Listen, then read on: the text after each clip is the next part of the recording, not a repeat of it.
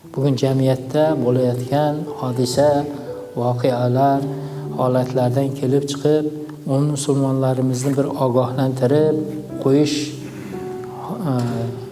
maqsadida ularni ogohlikka, hushyorlikka chaqirish, mo'minlik vazifasini, musulmonlik vazifasini zimmalarida Alloh ularga yuklagan mas'uliyatlarni unutmaslik uchun mana shunday xalqimizning orasida bugun mana shunaqangi holatlar bo'ladiki, uchrayaptiki, masalan mana ijtimoiy tarmoq orqali ko'ryapmiz.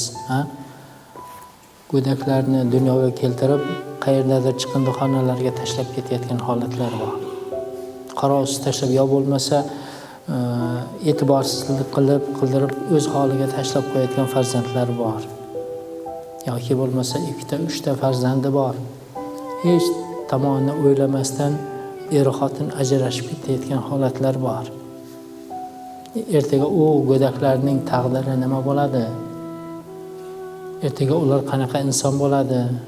Otaning, onaning mehrida mosuvo bo'lsa, o'z holatiga tashlab qo'ysa, Alloh taolo shunday buyuk ne'matni berib qo'ygan bo'lsa, endi shuni Alloh buyurganidek voyaga yetkazish mas'uliyati biz ota-onalarning zimmasiga yuklatilgan bo'lsa, hech tarafini o'ylamasdan arzimagan sabablar bilan ajrashib ketayotgan oilalarning azizlar soni bor, sanog'i yo'q.